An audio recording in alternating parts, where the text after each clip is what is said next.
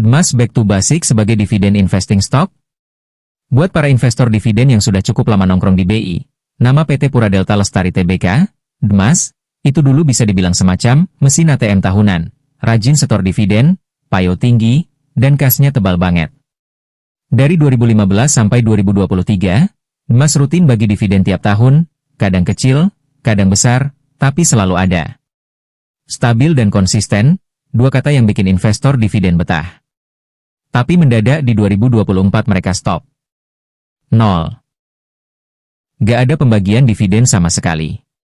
Buat banyak orang itu bikin kaget, karena perusahaan yang sebelumnya identik dengan pembagian kas tahunan tiba-tiba, puasa, tanpa pengumuman panjang lebar. Padahal di 2023, DMAS tetap mencetak laba dan punya kas gede. Maka wajar kalau waktu itu muncul berbagai spekulasi, dari mulai mereka mau ekspansi besar-besaran, sampai isu bahwa ada masalah fundamental di dalam. Tapi kejutan justru datang lagi di 2025. Setelah 1 tahun hilang dari radar investor dividen, DMAS tiba-tiba muncul dan ngumumin pembagian dividen tunai sebesar 1,4 triliun rupiah. Kalau dibagi ke jumlah saham beredar, berarti investor akan terima Rp29 per saham. Dengan harga saham per 1 Mei 2025 di Rp174, yieldnya tembus 16,7%. Dan yang bikin heboh, dividen ini setara 98% dari laba bersih Q1 2025 yang kalau dianualkan jadi 1,42 triliun rupiah. Itu artinya, nyaris seluruh untungnya dibagikan. Tanpa potong-potong, tanpa ditahan, langsung setor ke pemegang saham. Tapi disinilah investor harus hati-hati. Pembagian dividen gede bukan selalu tanda kekuatan. Kadang justru bisa jadi upaya, bikin tenang, setelah tahun sebelumnya gak setor apa-apa. Yang perlu diperhatikan bukan cuma berapa yang dibagi, tapi apakah uang yang dibagi itu sustainable atau cuma sekali lewat. DMAS di Q1 2025 memang cetak angka yang lumayan kinclong. Revenue Rp508 miliar, net profit Rp355 miliar, net margin 70%. Gak masuk akal untuk perusahaan properti biasa, tapi wajar buat DMAS yang jualan lahan ke perusahaan besar, bukan jual rumah tipe 36. Tapi kalau kita bongkar lebih dalam, revenue itu datang dari hanya 3 klien, STT GDC Indonesia, Templemore Real Estate, dan Kawanishi Warehouse. Mereka bertiga nyumbang 95% pendapatan. Jadi kalau tahun depan salah satu dari mereka gak beli, atau batal ekspansi, pendapatan bisa jeblok. Dan kalau pendapatan jeblok, ya gak mungkin bisa bagi Rp29 per saham lagi.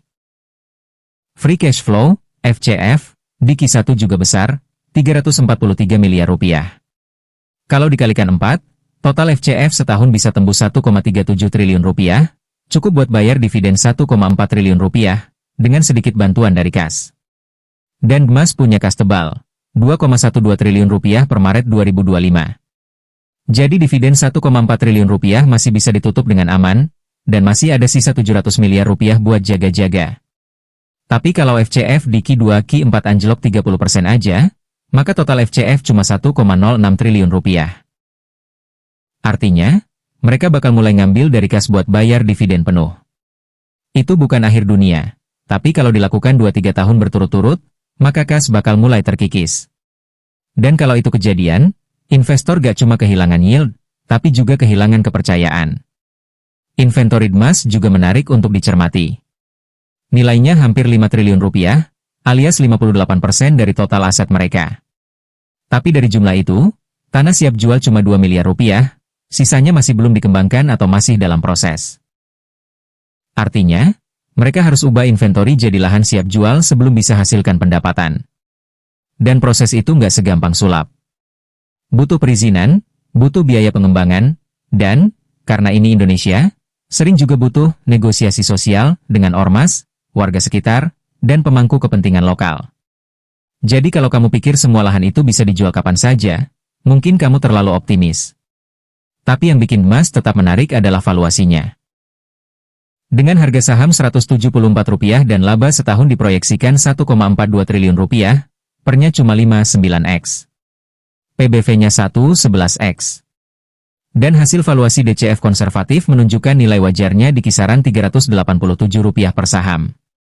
Bahkan kalau kita asumsikan kondisi super pesimis, gak ada pertumbuhan, risiko tinggi, dan FCF stagnan, valuasi masih di Rp236. Artinya, margin of safety-nya masih lumayan gede. Tapi tetap, harga wajar hanya bisa tercapai kalau Dmas bisa konsisten jual lahan dan jaga margin tinggi. Tanpa itu, valuasi premium bakal luntur. Jadi Dmas ini mirip mantan pacar yang dulu royal banget, sempat hilang tanpa kabar, lalu tiba-tiba balik bawa hadiah mahal. Kamu senang, tapi juga harus waspada. Jangan buru-buru percaya kalau dia bilang, aku udah berubah. Kamu harus lihat konsistensinya.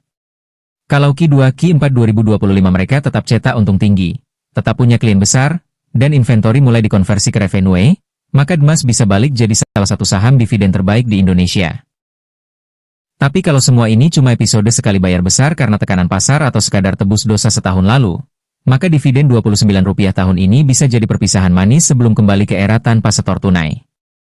Sebagai investor dividen, kamu harus tahu, dividen itu bukan cuma soal dibayar, tapi soal bisa